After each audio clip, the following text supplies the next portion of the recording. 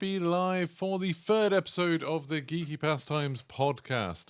I never know quite when this is going to start, so I'll keep on doing like a bit of an intro to see how it goes. If anyone can tell me which word that started on, that would be quite helpful for me. I never really know. So normally I start with like a starting screen and some music, but I thought I'd just hop straight in today. Good morning, Robert. Very merry birthday. It's not quite my birthday yet. It will be my birthday on Sunday, but thank you. It's the beginning of my birthday weekend. I think I deserve a 3-day birthday. I think that's fine. Hello, Why So Salty? Nice to see some regulars already for the podcast. That's very good. So, for anyone who doesn't know, for anyone who's listening to this for the first time, this is a new daily podcast every weekday. We're recording it live on youtube.com/Geeky Pastimes, which is probably where you're watching it, so that's fine. Make sure you subscribe, like, all of that good stuff. We talk about gaming news, we talk about some, controversial things within gaming, opinions, have a few rants, things like that. In our first episode, we talked about all sorts of different things, but then the second episode was like a Call of Duty special where we talked about things that had maybe gone wrong with Call of Duty over the last year and why we thought that was. We ended up talking about that for like the entire hour, so who knows where it will lead us today.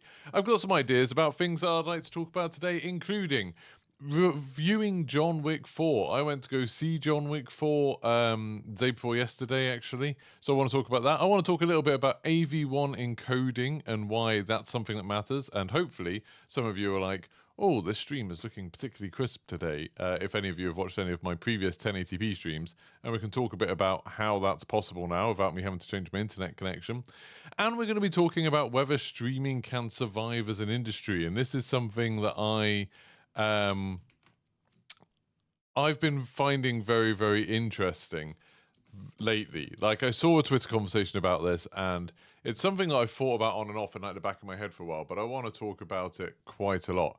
Now, when we're talking about John Wick, I just saw someone mention that I'm not going to be doing any spoilers for John Wick or anything like that. Those of you who know me will know I'm very averse to that. I find spoiling stuff very strange and frustrating. Even when people do, there's a brilliant episode of the IT Crowd where one of them wants to watch a film and someone tells him like, oh, I'm not going to spoil anything, but there's a great twist, and he's saying like, that's a spoiler because now I'm just thinking about the twist, now I'm just thinking about like what that's going to be. So I'm like that level of spoiler sensitive where someone telling me anything about a film, like, oh, there's a good bit at the end, or like, oh, there's a cool thing where blah blah blah, it's like that's enough of a spoiler for me that it annoys me. So yeah, I'll try to do the whole thing without any kind of spoilers at all.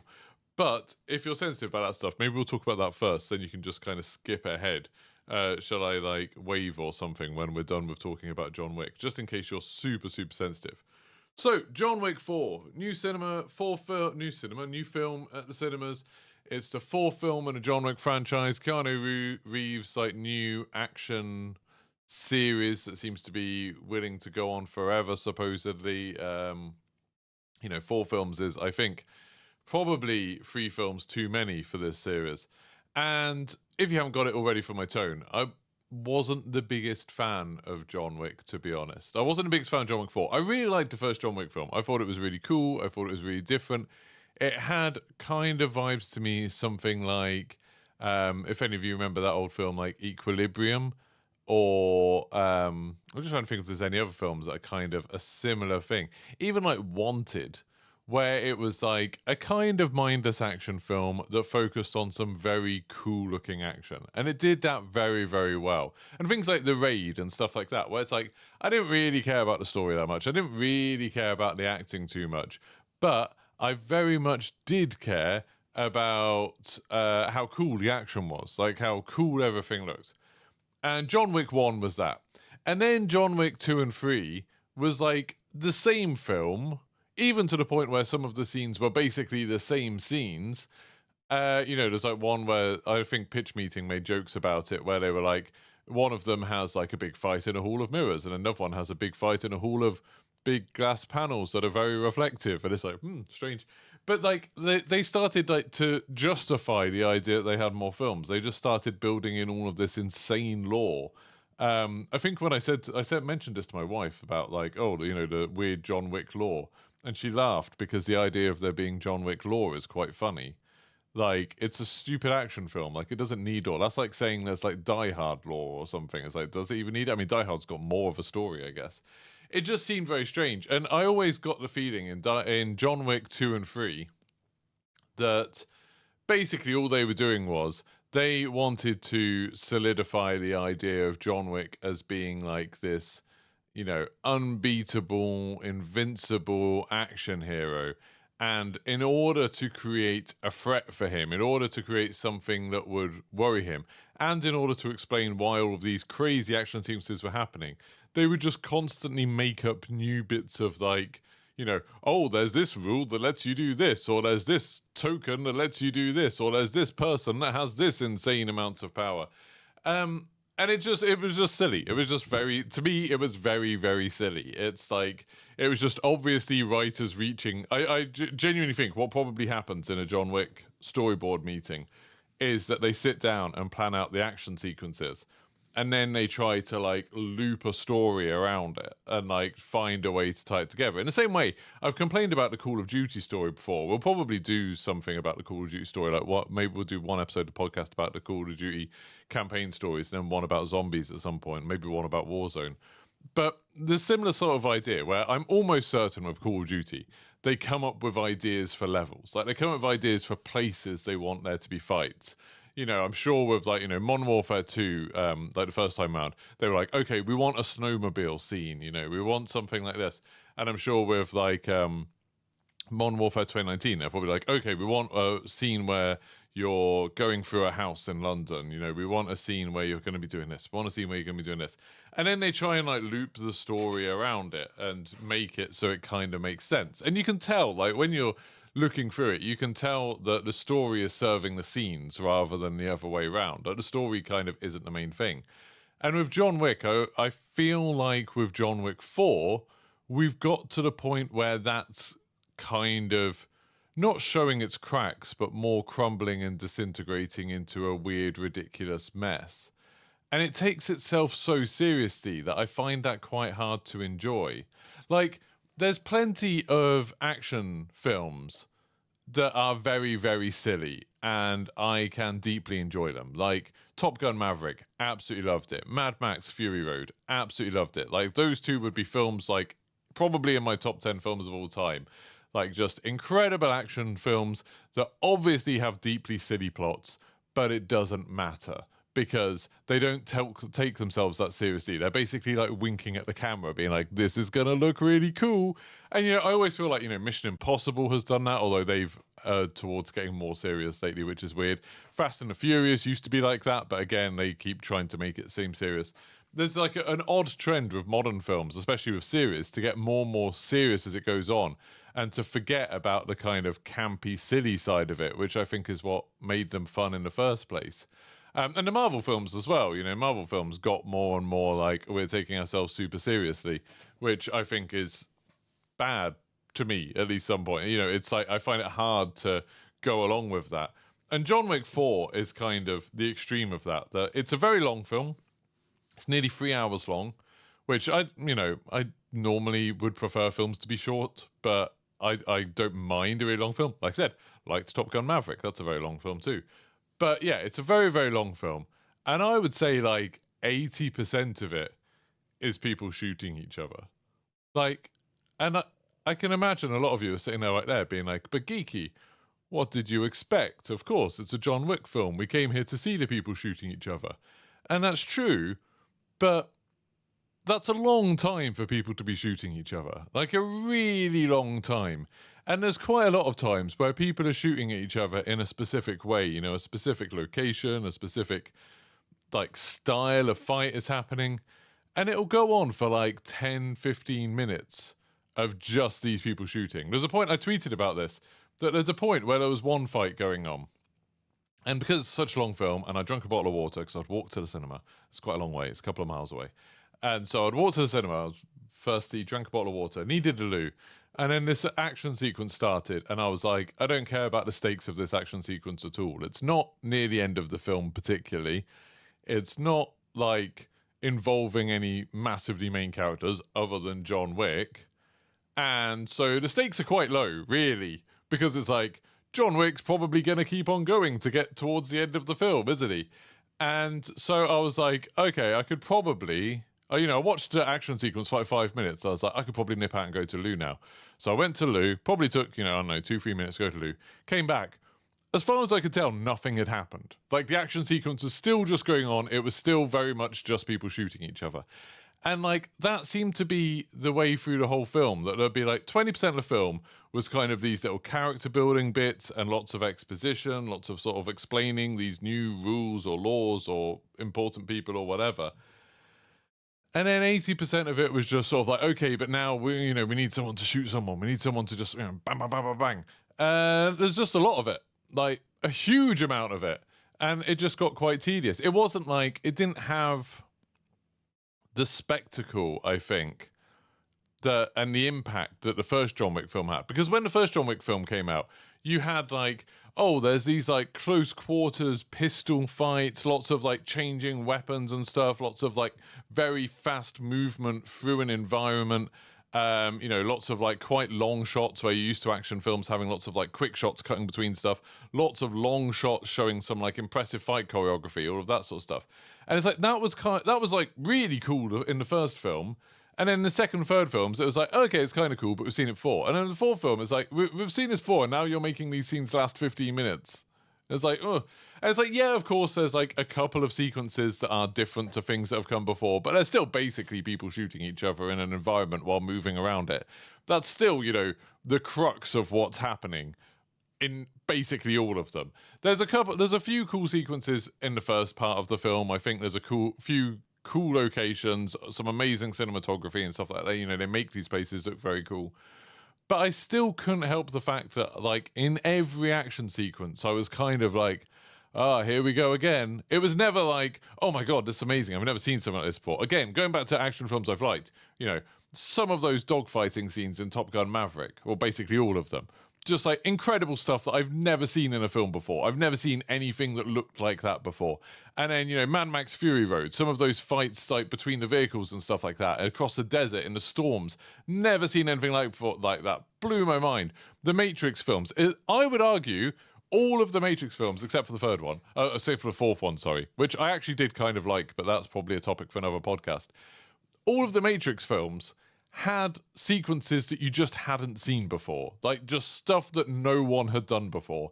And that's kind of almost what justified there being 3 Matrix films. Even though the story was a mess, the action sequences weren't just, oh, we're doing what we did in the first film again. It was like, we're doing something that no one has ever seen before in cinema.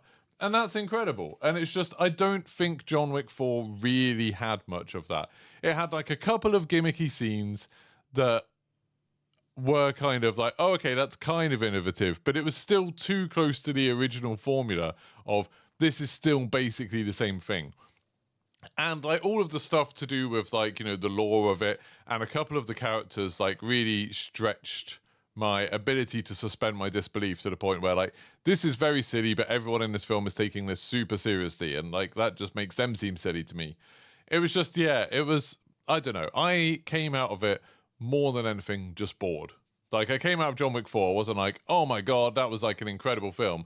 I came out of it just bored. And that's a real shame, because I feel like for an action film like that, that's not the thing you want to come out from it. I'll wave now, because that's the end of the spoilers, just in case anyone did mute it until the spoilers. I'm waving furiously. I don't think I spoiled anything. I think I did a good job avoiding that. I'll just very quickly run through some of the chat in case anyone was talking about that. Why So Salty said I threw a 500-month birthday bash for a laugh as you were taking a 500 months. Whoa. I thought you meant you threw a party that lasted for 500 months. That'd be amazing.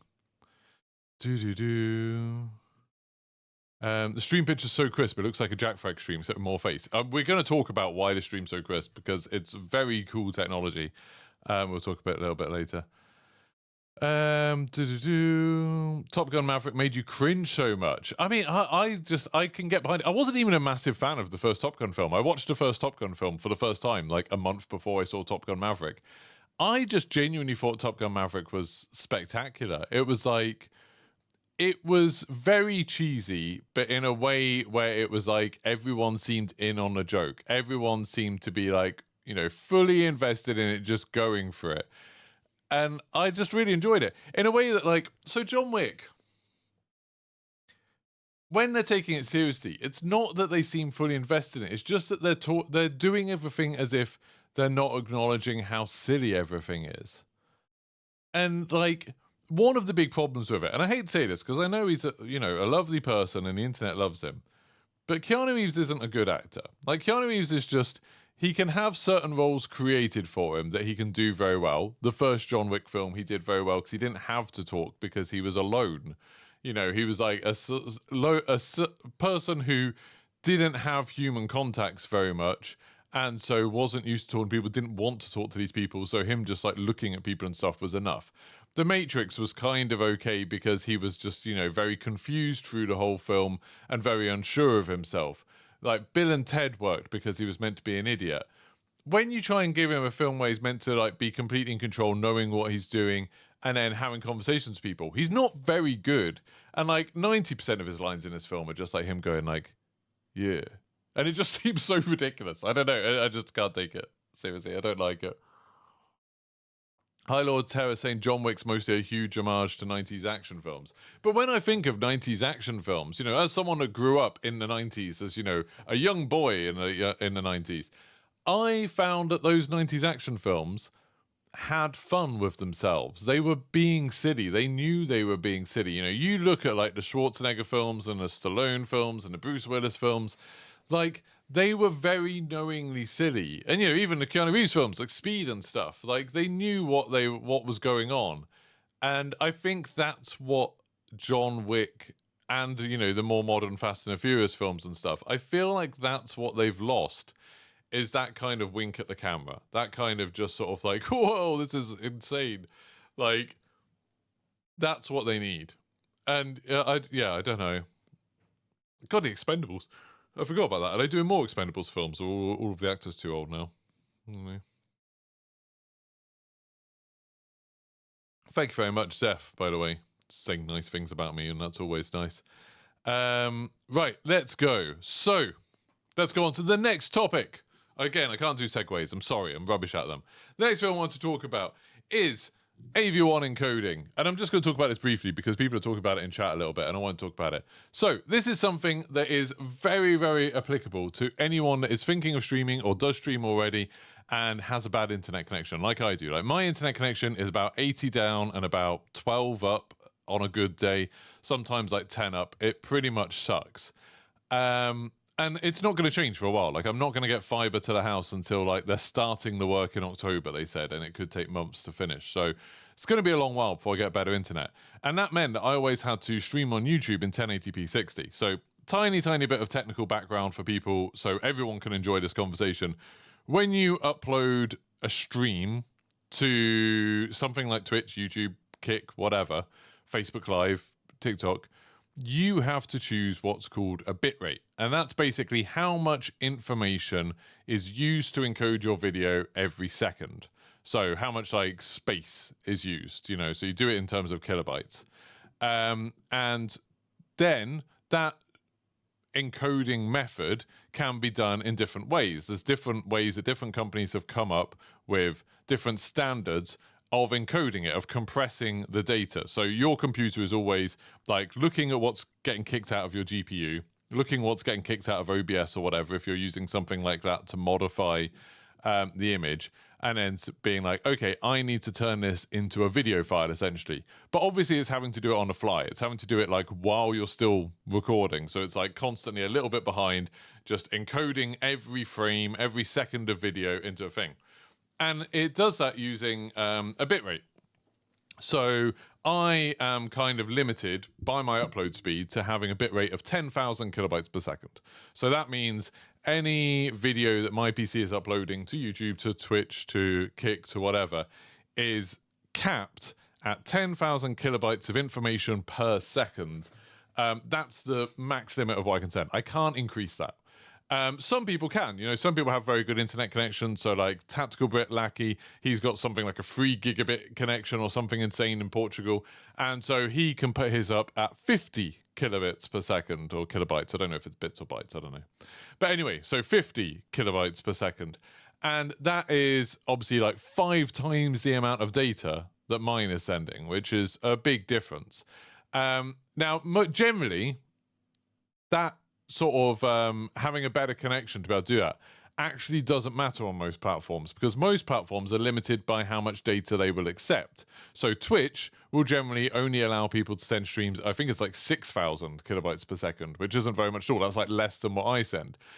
Kick is limited at 8,000 kilobytes per second. So they have these caps because obviously the more data they have to ingest, the more data they have to have sent to them, the more expensive it is on their servers, the more taxing it is on their servers to then decode what that file is, what that information is, and then encode it in their own kind of, transcoding. It's basically they decode it from what you've done it into, then encode it into what they send out, which is an even smaller bit rate because they want people who have terrible internet connections to still be able to watch stuff.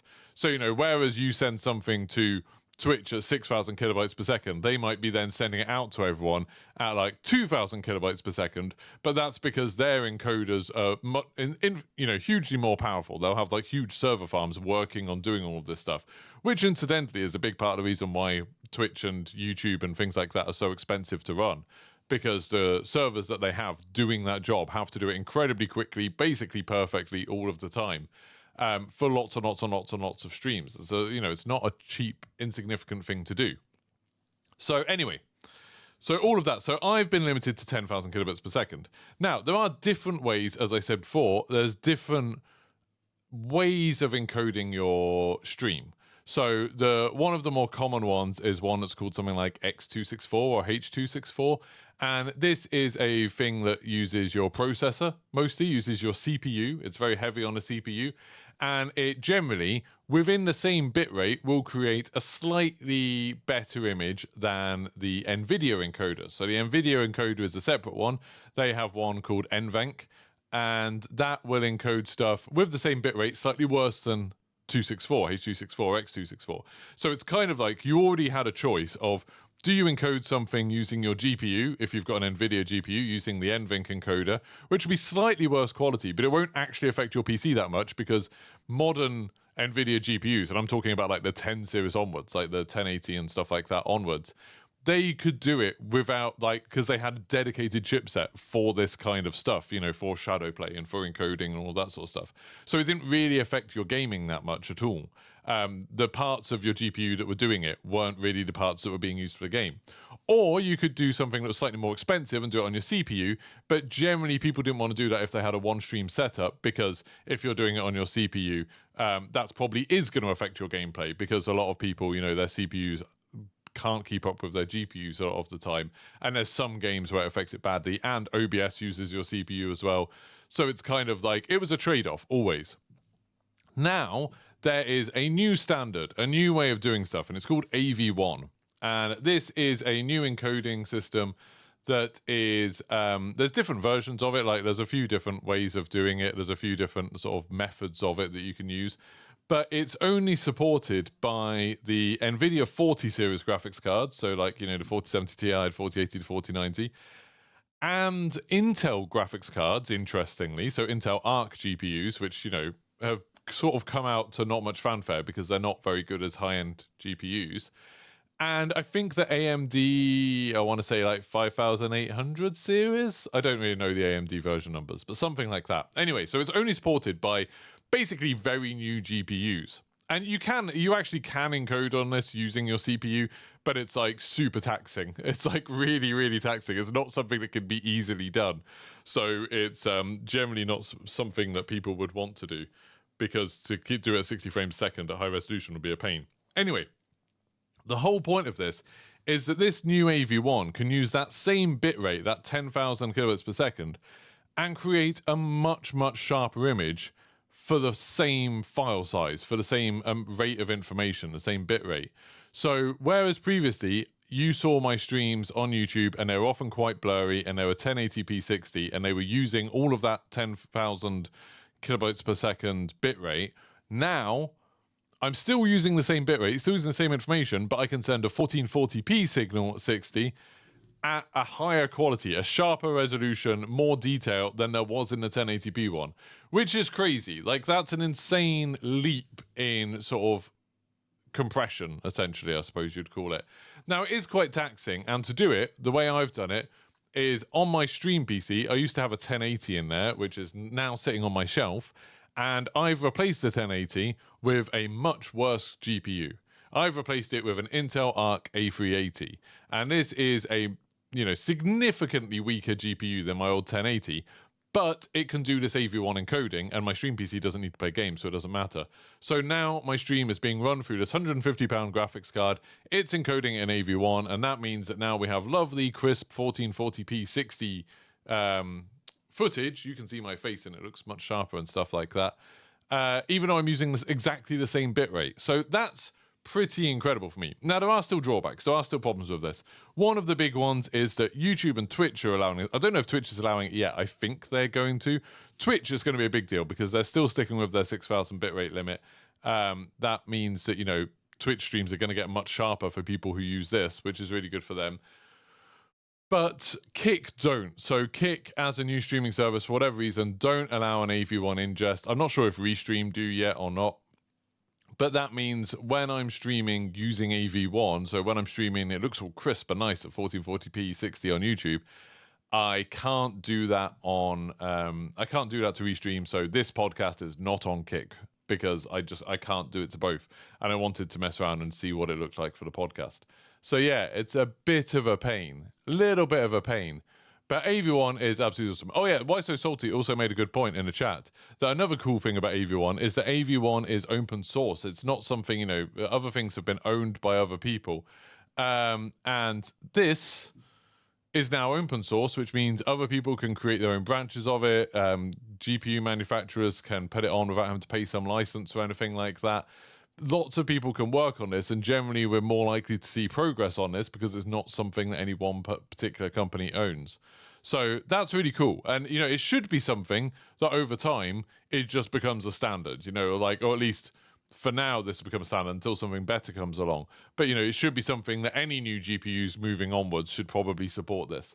But yeah, it's looking cool. I think most people would agree it looks good. Don't forget to like the stream, by the way. I just noticed. I need some more likes. But it's pretty cool. So, pretty good. I'm very happy about it. But yeah, I'll stop all the technical talk now because I know that was probably not that interesting for people who aren't interested in streaming technology. But I think it's very cool, and I'm very excited about sort of the possibilities for it. But talking about streaming and stuff like that, the main kind of topic I wanted to talk about today is, can streaming survive as an industry? Now, to put it out there at the beginning, I'm not talking about, can I survive as a streamer? Can I do this for the rest of my life? I mean, that's a different question, up in the air. Obviously, I talk about it sometimes. I'm quite open normally about my streaming income and stuff like that. That, generally I go through phases. So December, very good, made lots of money. That was nice. As in, I made more money than I did when I was teaching. On a monthly thing. Then the last few months have been pretty bad. Haven't been making as much money, and part of that is me not wanting to stream DMZ every day, me not making as many DMZ videos, and the interest in DMZ not being as high as it was, and not having a sponsorship. I used to have GamerLink, but now I don't have GamerLink sponsoring me. There's a few different things that have kind of compiled to make less money, which is partly why I'm streaming on Kick and, trying to get a push for having some subs on Kick and trying to get some more memberships here and all of that sort of stuff. By the way, if you'd like to support the channel and help me to keep doing this longer, you can become a member from as little as $1.99 a month on YouTube. I get 70% of that, or you can become a member over on Kick, which is $4.99, I think, a month. But I do get 95% of that, which is lovely. Anyway, but yeah, so aside from me just becoming a streamer, I saw a tweet the other day and someone was saying streaming can't work. Streaming, the idea of people playing games, streaming from their home, and other people paying them to do that can't keep going. It won't work. And maybe controversially, as a streamer, I agree.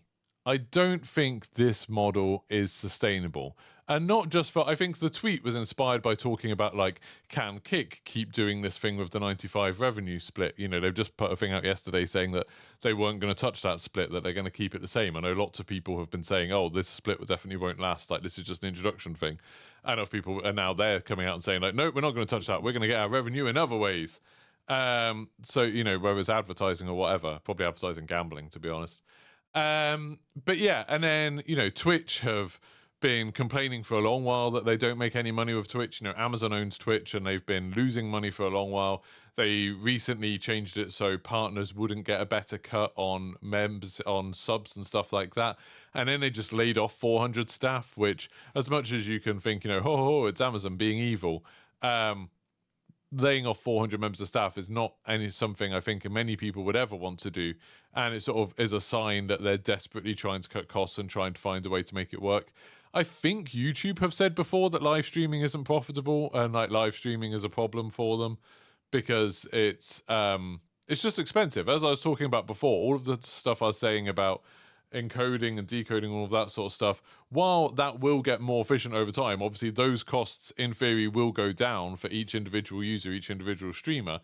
The number of people creating content is still going up, I think, as more and more people are intrigued by streaming. Streaming is easier than it ever has been before. There's more and more people wanting to do it, and that taxes those services. If they let everyone do it, then it gets harder and harder and harder for them to sort of justify it. And I think they've got a really significant business problem that the more people say, let's just take Twitch because it's easier. Twitch is easier to understand, I think, because it just does one thing essentially. I don't care about VODs on Twitch. I don't think anyone does. Anyway, and that's not true. I know some people do. But on Twitch, say if you have 10 people streaming on Twitch, we'll use small numbers to make this easier. So you've got 10 different people streaming on Twitch, and they're streaming 10 different games, and each of those has 1,000 people watching. That's considerably more profitable for Twitch because they're getting 10,000 people watching adverts, buying bits, buying subs, whatever, paying money, and they're only having to deal with 10 streams. Now imagine you've got 100 people streaming those same 10 games, but 10 people streaming each game, and each person now has an average of 100 people watching them instead of 1,000 people watching them. This is now considerably worse for Twitch. It's 10 times worse for Twitch because they've got the exact same number of people watching, so the exact same number of people watching ads, the exact same number of people buying subs and all of that kind of stuff. But now they've got 10 times as many streams to deal with, 10 times as much decoding and encoding, 10 times as much kind of customer service as well, because, that's not I know Twitch does actually have customer service, even though you don't see them very often. It's like, that's bad for them in lots of ways. Now, the idea, I think, the model for streaming services has always been, you want to remove the barriers for people streaming. You want many people to stream as possible because you want as much content on your platform as possible, because then you're going to get more viewers. So, the idea is that if you let everyone stream, you're more likely to get coverage of lots of different games, lots of different languages, lots of different, just groups of people. Some people want to watch men streaming, some people want to watch women streaming, some people want to watch really loud streamers, some people want to watch quiet streamers, some people want to watch people who are like super competitive, some people want to watch people who are having a laugh. There's like, a massive variety of different types of streamers, and it's good to cover all of those bases because then you're going to keep all of those different audiences. If I went on a streaming service and it was like just super competitive people, I wouldn't stick around. If I went on a streaming service and it was just people playing Valorant, I wouldn't stick around. So if you want to get everyone, you need a broad net, but it is diminishing returns. The more people you have streaming, the worse it is for the platform. In terms of finances.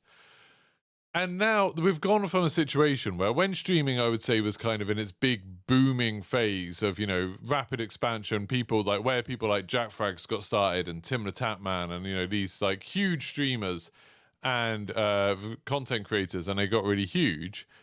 That model was working because there was quite a high barrier to getting into streaming anyway. You needed a better internet connection than most people had. You needed hardware that wasn't that widely available and wasn't that easy to understand. You needed software that wasn't that easy to understand. It was quite a complicated thing to do to just get streaming. Like, it wasn't that easy. I'm not saying it was like super hard. I'm not saying like you had to be a genius to do it, but it was a lot trickier than most people would be able to cope with. Most people didn't own a capture card. Most people didn't have an upload speed that was really good enough to be able to do it. But over time, stuff like that got easier. So now you can stream directly from consoles. Now OBS is super easy to use, but there's also a bunch of other software you can use. Twitch have weirdly made their own software that makes it easy to stream.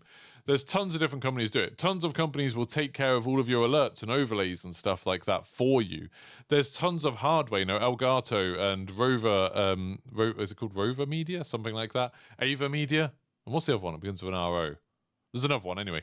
But they will make lots of products. Razer as well have done some of them that are designed for streamers, where it's like, hey, this is just plug and play, plug it in, and you can get streaming.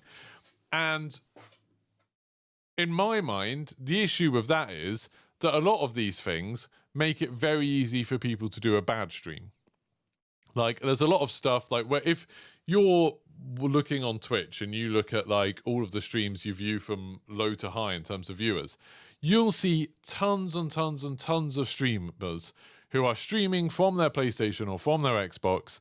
They're not talking to chat because they don't have any good way of seeing chat. They don't want it up on a screen, and they haven't set up a second screen or anything like that. They don't have alerts or overlays or anything like that. A lot of them don't have a webcam, or if they do have a camera, they don't have proper lighting and stuff like that. It's kind of hard to see. The audio quality might be bad for their microphone and stuff like that. And so maybe you can't hear party chat and stuff. There's like lots of things that make it difficult. And they're bad experiences and nobody's watching them. Or there's like one person watching them, there's their friends watching them or something like that. And that probably makes up, going on for 95% of streams. 95% of streams are these super low effort, super like basic, don't really care whether anyone's watching them, don't have any expectations people watching them, streams that nobody's watching. And they're still taking up lots of, server space, bandwidth, whatever, on Twitch, on YouTube, on Facebook, on Kick, whatever. And they're not making anyone any money, but they are costing money. Like, they are costing these companies money, for sure.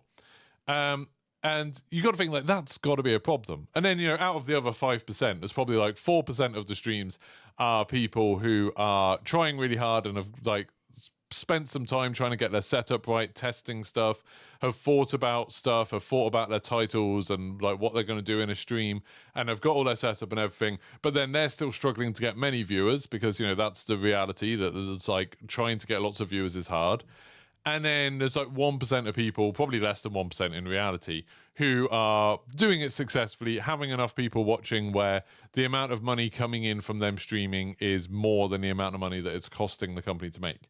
Like right now, I'm in that 5% really, where it's like, generally I would say my streams probably cost YouTube more money than they make from me. Like, I've got 40 people watching right now, no memberships, no super chats, stuff like that. I'm not blaming you, by the way. You don't need to do that to prove a point. But like those 40 people watching an advert, that's probably not going to pay YouTube for however much it costs to run this stream. And so why are they still letting people do this when they're almost certainly losing money on at least 95% of the streams that are happening, if not 99% of the streams that are happening? Like, I think that's an interesting problem. I think that's an interesting quandary of like, why is this still going on? And you see it, like, a lot of companies don't keep going on. Mixer, even with Microsoft money, they couldn't make Mixer work for the number of people they had watching. I think Twitch and YouTube and stuff like that, they, I think, keep going on the basis that the people who do bring in lots of people, Tim the Tatman, Dr. Disrespect, Nick Merckx, people like that, they get enough people watching that it kind of subsidizes all of the other people streaming. Because for each individual stream, it's probably a tiny, tiny, tiny amount of money. But when you've got millions of them, thousands of them, I don't know what the numbers are, it probably gets to build up to being a much bigger problem. But they're probably thinking, okay, we've got lots more people on the platform because there's so many streamers, there's so much content and stuff like that. And we're making enough money from the whales, we're making enough money from the really, really big streamers that it kind of justifies all of this other cost. But I think at some point, there's probably going to be a tipping point. Hylord Terror said the 5% is mega profitable. Oh, no, I don't think so. Sorry, my point was with the percentages, just to go back to this, and again, I'm making these numbers up. I think 95% of streams are basically watched by nobody, and so they're just a loss. I think about 4% of the streams are, and I'm including myself in this, are still probably losing money for YouTube or Twitch. We're probably still not making money because there's just not enough sort of revenue income from it. And then I think there's probably like 1% or less of streams that actually make money for the platforms. So yeah, at the moment they're thinking this is worth it. We want as many people as possible to go and stream. You know, YouTube are still trying to establish themselves as a place where people go to watch video game streams. I think there's still a lot of people that aren't really aware that you can come to YouTube to watch video game streams. Lots of people think that's just a Twitch thing. They just think Twitch streaming is it. Twitch are still doing it because I think they've got the idea that they can make it work. That there must be something that they've got an idea of, like, if something happens, they'll be able to make it work at some point. Then you've got other companies like Kick, which are obviously trying to do something to feed it into online gambling, and we haven't really seen what they're doing yet. At the moment, they're in a phase of trying to get people to try out the platform. Eventually, that'll come, like, whatever it is that's going to try and feed people into online gambling. They'll give you, like, $5 free to gamble a day or something stupid. And then I saw there was a different streaming service people were talking about yesterday called Rumble, where they were bragging about, for the next, 12 months, we're going to give streamers 100% of the revenue from subs. And then I looked at Rumble, because I'd never heard of it. I had a look at Rumble, and it was just like conspiracy theories and right-wing kind of, these weird right-wing things talking about how terrible Biden is. Like, all of the top streams were just that. I was like, oh, this is a weird place. This is an odd thing. Yeah, there's some oddities with those places. So, yeah, so it comes back to, why are these companies doing this to themselves? Why are they doing something that obviously is losing money? Like, I just saw Benchmark Boy said the YouTube audience is still growing year on year. It definitely is. And a big part of that, again, getting more people onto the platform, getting more people using the platform for longer. Because one thing about streams is that people tend to watch them for a long time. People's average view tends to be a lot longer than it's a video. So, like, my average view for this stream on a 44-minute stream has been 9 minutes and 13, which doesn't sound great, but there's a lot of people who just come on then immediately click off when they see my face. But that's a lot better than, like, a good average view duration on videos is like 5 minutes. So yeah, streams are good for that kind of thing. And then more people to watch adverts and stuff like that. But I think what's going to happen is they're going to start cutting down the number of people that can stream. I think they're going to start putting barriers up to stop people streaming. And how they do that is going to be really, really interesting. Because that's a very, very difficult thing to do. Now, so I'm going to suggest a few different ways that streaming could survive. Assuming that it's unsustainable the way it is now, all of these companies are losing money. There's too many people streaming with no one watching, and there's a few streams that are making all of the money. I think, so that one way they could do it, and probably I think the most likely way, is that you will be allowed to stream on whatever platform, YouTube, Twitch, Kick, whatever, for free, still, like it is now, but unless you've got a large number of people watching, your options, your service from them is going to be bad. And this is kind of Twitch's model already. So Twitch's model for a long time has been, if you're unaffiliated or you're just an affiliate but you're not a partner, you didn't get transcoding options. Their servers weren't going to change the resolution of your videos. You know, where you go on Twitch and you can choose whether it's 360p, 720p, 1080p, whatever. They'll just be like, well, if you're not a partner, we're not going to give you those options. That's how Twitch works already. I can imagine YouTube doing something similar, saying like, okay, you're stuck at 1080p streams. We're only going to do that. We're only going to serve 1080p streams.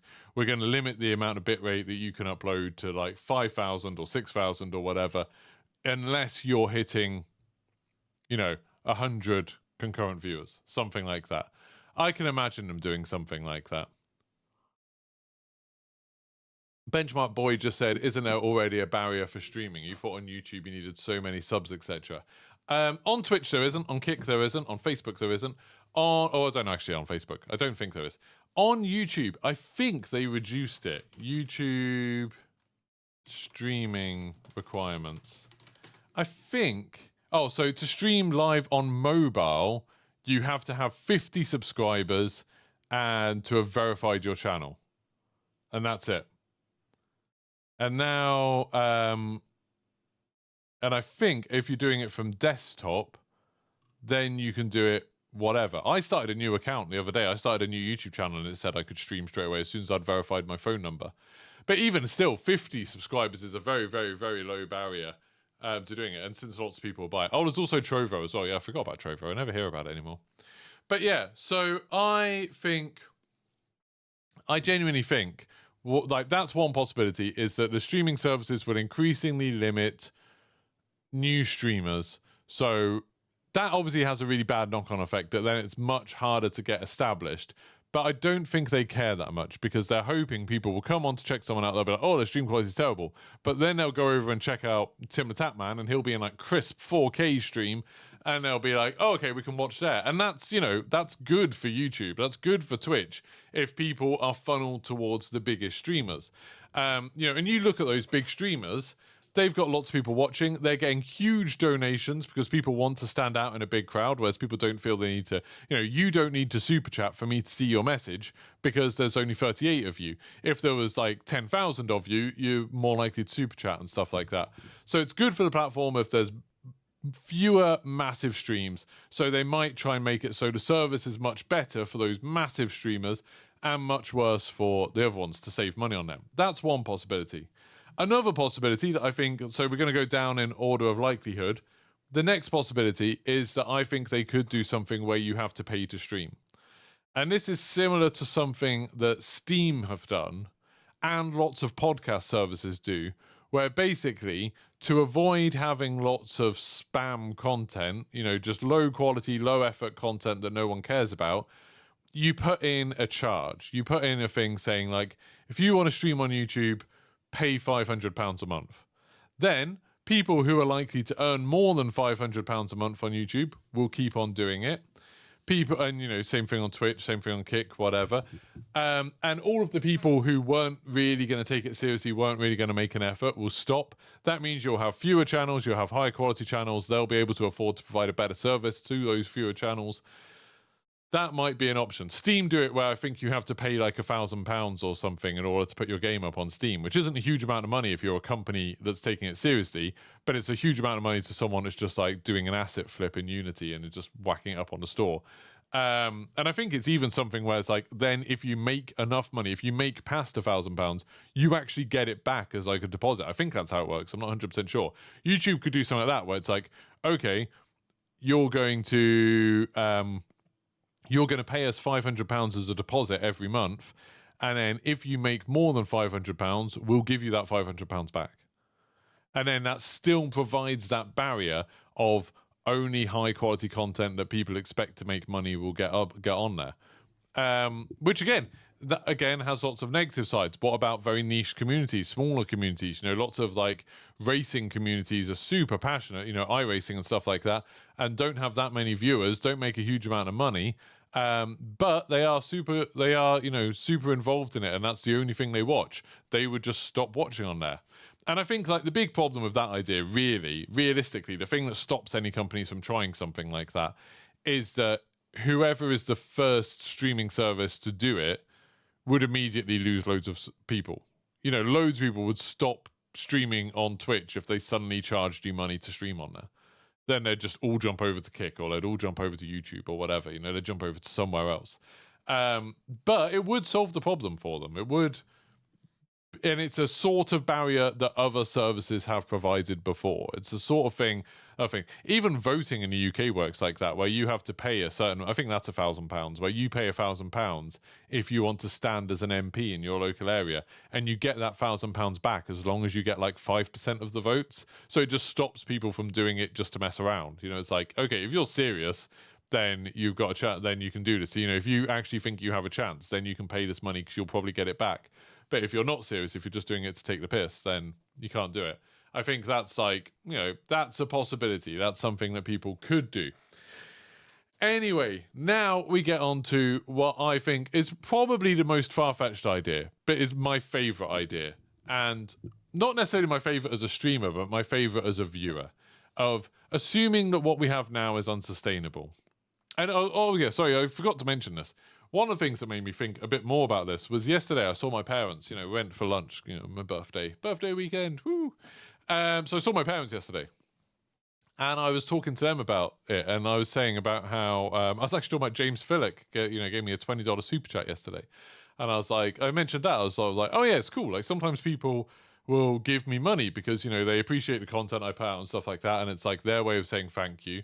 And so if they've got the money to spare, they might give me some of that money. And I was like, it's essentially busking. It's the same idea of busking, of that I am providing entertainment for free, and then some people will decide that that is something that they value and they want to give money to. Some people will enjoy it for free, and that's fine too. But it's kind of like, it is like busking. It is, you do it hoping people will give you money. Like, and that's not a great business model. That's not like the best thing. That you're not selling something. Like, I'm not selling anything. I am providing entertainment in the hope that people will give me tips. And that's not great. I don't really like that side of it. I've always said that I would much rather have a model where I'm selling something. I would much rather like do stuff where like I'm selling advertising space. I entertain people to try and get eyes on me. Then I'm selling advertising space. So then I have, sponsorship for Gamerlink or, whoever else. I did that stream for Raid Shadow Legends. I've done things for Udi and stuff like that.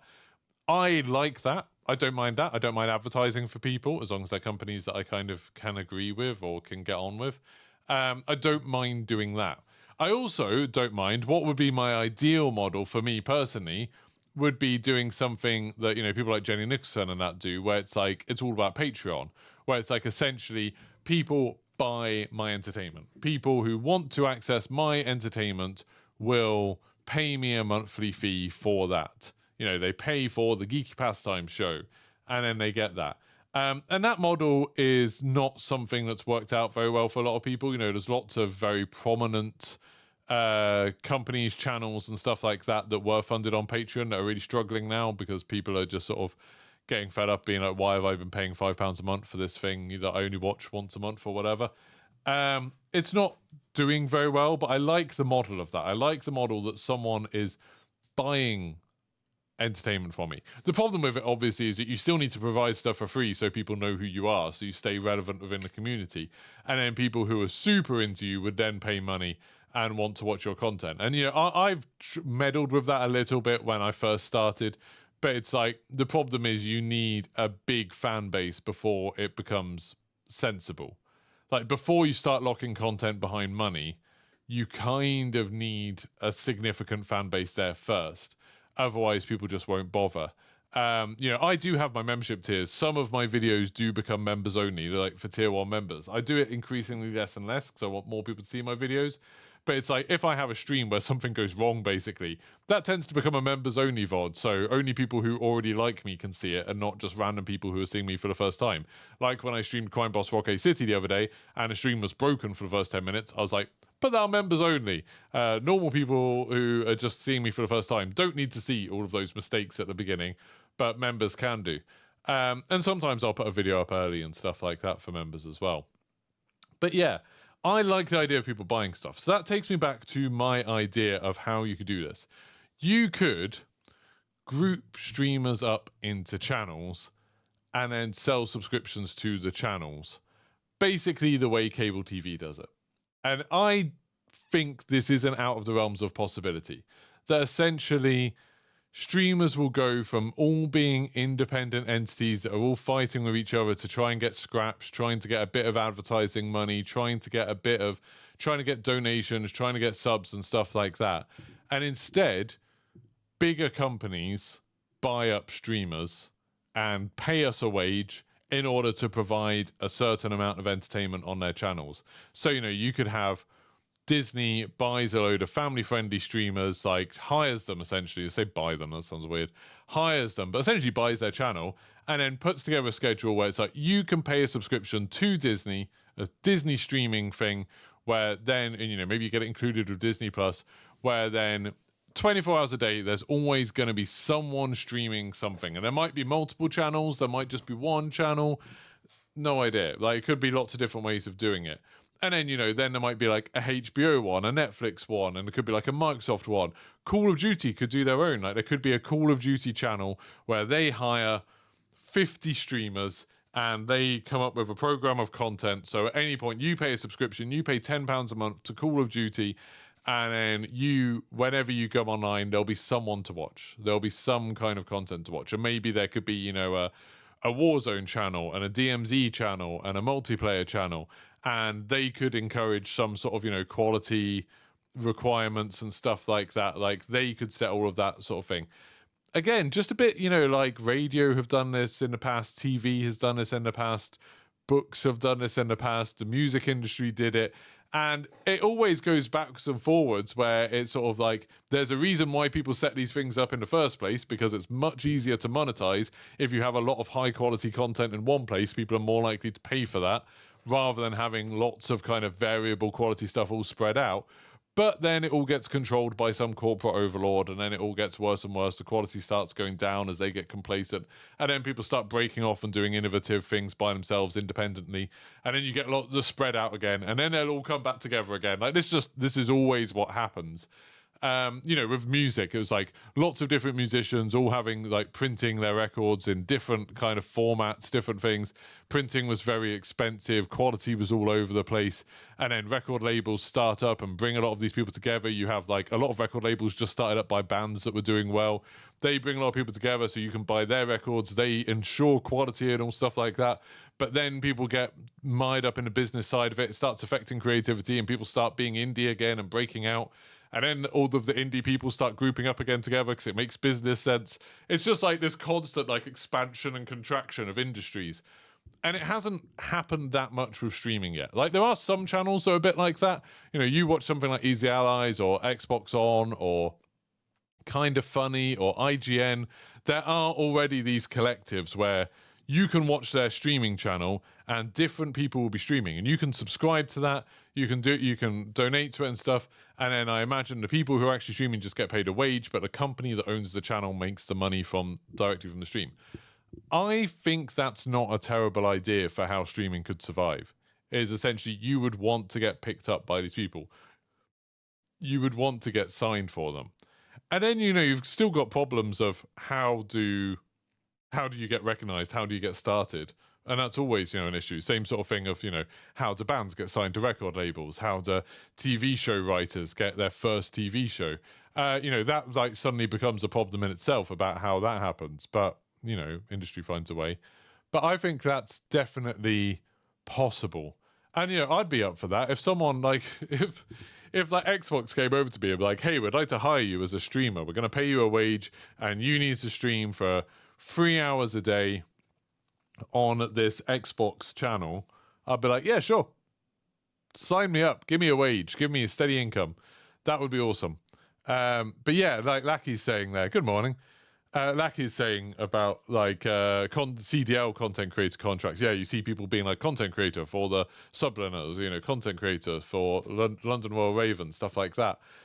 Yeah, and I think that makes sense as a model. I definitely, as a content creator, I shockingly don't subscribe to many people on Twitch or YouTube or anything. I don't give people money very much. And part of it's just I don't actually have that much money. Like, I'm not struggling to eat or anything like that, but I'm being very careful with money all the time because I don't make very much money. I'm probably considerably, for the amount of hours I work, I'm probably considerably below minimum wage doing streaming. Which, not a sob story. Lots of streamers are like this when they're starting out or when they're struggling to find a foothold and stuff like that. But I don't subscribe to many people. I would feel much more comfortable subscribing to something where it was like, okay, I'm going to pay £10 a month, and for that I get access to, these 5 high quality streams. I would be more willing to do that rather than being like, oh, I'll give this person £5 a month who I watch once a week. I'll give this person £5 a month who I watch once a week, and stuff like that. I would rather have channels, essentially, just like I do with TV, how I pay a Netflix subscription or a Disney Plus subscription. I would rather pay a subscription to a group of streamers where I always knew there was going to be content there. I always knew the quality was going to be like at a certain bar. I would like that. But yeah, you use that Twitch Prime monthly and that's it. Yeah, same. I use my Twitch Prime thing all the time, and that's that, essentially. Like, that's all I do. So yeah, it's It's a strange thing. I don't know. Let me know what you think. If you're watching this as a VOD, let me know in the comments. What do you think about that model? Do you think we could do it with... would you rather pay individuals, or would you rather pay for like a brand, for a channel, for a whatever? I'd be really interested to hear. I mean, it's one of these stupid things where I'm speculating and I've got no power to do any of this stuff. So it's just me rambling, really. It doesn't mean anything. But I think it's an interesting idea. And like, to me at least, that seems like a model where streaming could survive if it worked like that. Anyway, now... Oh, I'm just going to read chat, actually, just before I go up. Facebook have announced they're giving up on streaming. Have they? That's crazy. Facebook were constantly trying to get me to stream on there, which I always find really interesting when a platform tries to get you to stream on there. I never had it with YouTube, which I wish they did. You know, if YouTube had offered to pay me to do it, brilliant. Facebook's were literally like, hey, you can like just repeat all of your content on Facebook. You can restream to us. We don't care. As long as you do like 2 hours a week of content that's unique to Facebook, could be video or streaming, we'll like give you like all these cuts and stuff like that. I don't think they ever offered me like a monthly wage, but they were very much like, hey, we'll give you like tons of stuff in exchange for streaming on Facebook. And I was just like, I don't like Facebook as a company. I don't really want to have my brand associated with Facebook. And they were like, oh, okay. And then Kick were like, hey, we'll give you 95% of the revenue and we'll promote you on our front page. And I was like, oh, that sounds awesome. And then signed up with them. And then they were like, well, we'll make you affiliate straight away and your 95% revenue. And then they never mentioned promoting me on the front page again. And it sounds like that's happened to a lot of people. A lot of people got that same email and the same conversation and didn't get promoted on the front page because they only promote free streams on the front page. And one of them's always gambling. One of them's a big Warzone streamer. And then one of them's like, you know, Apex or something. But yeah. Anyway, just talking about, appreciate the comment you just made. This is Madago. If I'm in a position to do so, I'll definitely donate from time to time. Heaps of YouTubers to watch. Really do hard work, dedication for sure. Yeah, thank you. I mean, obviously, I love it when people give me money. I absolutely adore it. But I completely understand why a lot of people don't. It's like, I just wish... I would rather have different sources of income. So sponsorships are better, like I said, or something steady like memberships and stuff like that, where you actually get something. I'm always looking for something like that where I could do something where you're just buying something off me. Where I am providing a service that you pay for, rather than begging. I'm not a big fan of the begging side of it. Midago also said about you've seen streamers getting caught for copyright stricken for absolutely silly reasons. What's my view on that? I might talk about that on Monday. I might talk about copyright stuff because that'd be kind of interesting, and music in streams especially. Twitch's 2022 revenue was 2.8 billion. I'd be really interested to see, like, yeah, how much they're spending in Twitch, like not on staff and things like that, normal things, but just on how much it costs for them to run their servers. Even though it's Amazon, and you know, I assume they're running on AWS, like they're running on their own thing. I imagine it's still an insane amount. Like, just when you think my stream right now, let's just look this up. My stream is using a computer that probably, if I put all of the parts of it together, would probably, to build something equivalent now, would cost £800, something like that. And this is just a streaming PC. So this is just a dedicated streaming PC. So I'm just trying to use a mouse that's in a weird place. I could just use my other mouse already. I don't know why I'm doing this. And it is using 30% of the CPU and right now 80% of the GPU, which is quite a lot. It's normally down to like 65% when I've been streaming using this AV1 thing. But essentially, you wouldn't be able to run another stream off this PC. So that's an £800 PC running one stream. Like, then double up. How many people do you think are streaming on Twitch right now? And then, like I said before, how many people are streaming on Twitch to no viewers? Like, I reckon their costs are significant. Like, hugely significant. And it's 24 hours a day, all year round. Like, I reckon it's a lot of money.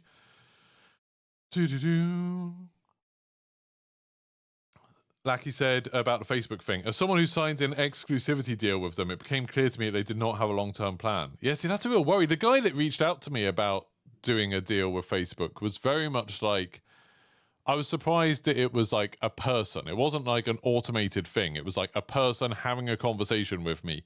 And I quite liked that because that was something that annoyed me when I was a Twitch partner. For those of you who don't know, I was a Twitch partner for over a year. As a Twitch partner, I never had a partner manager. I never really had a conversation with a person at Twitch. It was all just automated stuff and it sucked. And I quite liked that about Facebook. So I assumed that they were really making a push on it, especially when Microsoft got behind it. But yeah, just flitted out of existence. I wonder if Microsoft will try again.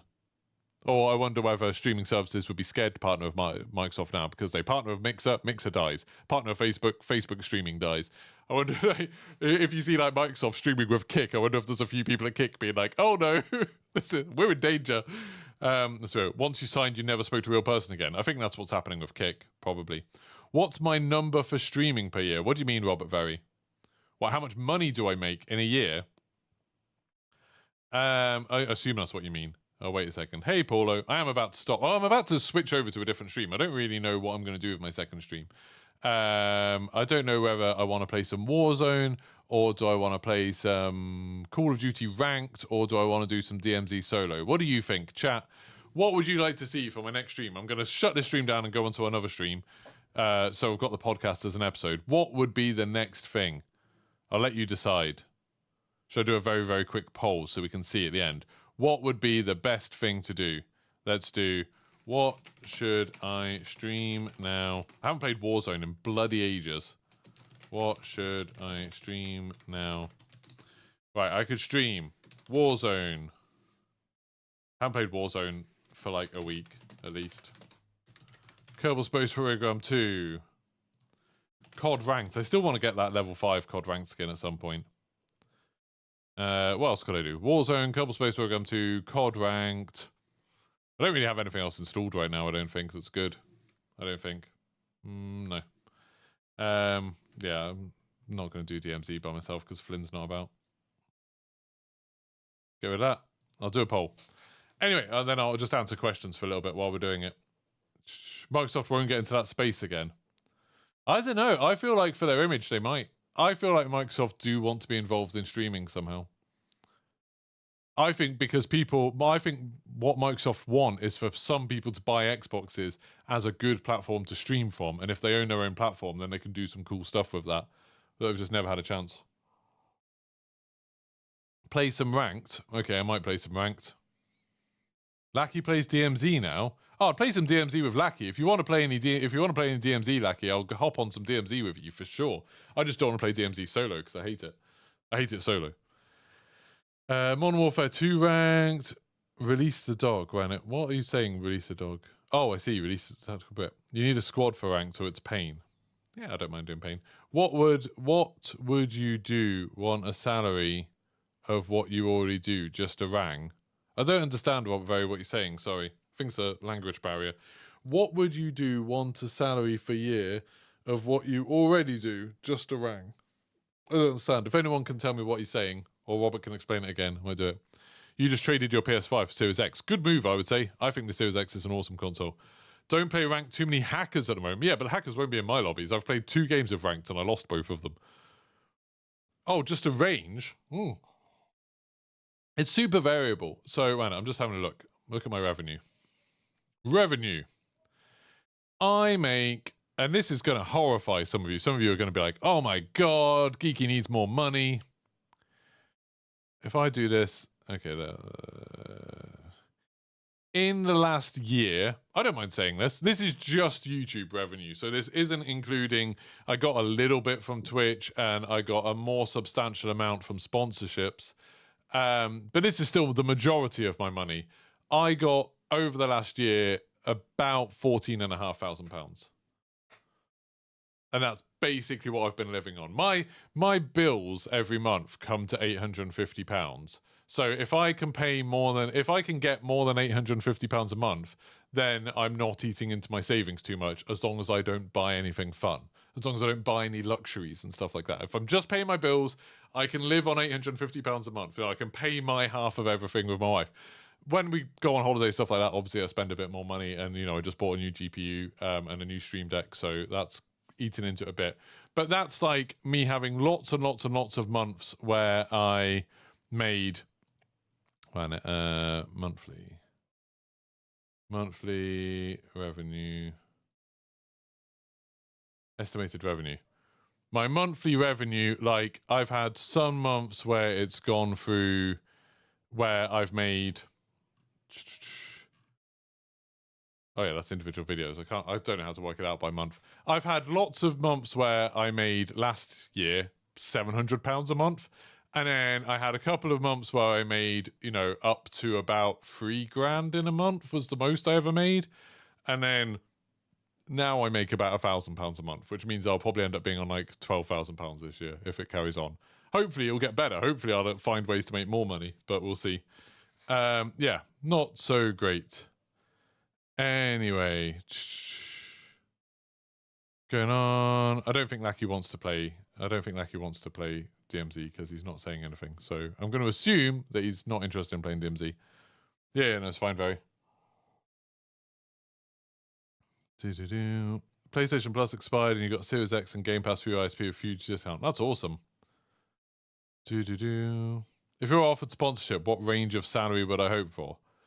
I've always been like, I've always had in my mind that I would like to, if I could earn basically like double what I am now, if I could earn £2,000 a month steadily, I would be fairly happy to carry on doing this indefinitely. If I keep on earning £1,000 a month, I need to find another job at some point. Like, I can't keep doing this at £1,000 a month.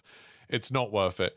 And it means that when I get old, I will not have any money. So if I can get to about £2,000 a month, so I can get to about double this, or as I've always said, if I had like, if on Kick, if I had, what would that be? Like 500? Yeah, if I had 500 subscribers on Kick, or if over here I would need, over here I need more like 2,000 members. But yeah, if I had like 1,000 members on YouTube or something like that, I could make everything work and just keep doing it independently. But it's difficult, some months are really good, some months are really bad. It's very difficult. I don't make a huge amount of money. Off topic, how good am I on the instrument behind you, and how about a demo? I've got 2 guitars behind me, actually. Not very good, but I do play sometimes on stream. You just need to catch a time where I'm like in a queue. When Diablo 4 comes out and I'll be in a queue for a long time, then I might do it. Anyway, I'm going to go work out what I'm going to do. I will be streaming in a little bit, so keep your eyes peeled. I don't know whether I'll be playing Call of Duty Ranked, or I might be playing DMZ if I can convince Lackey to play some.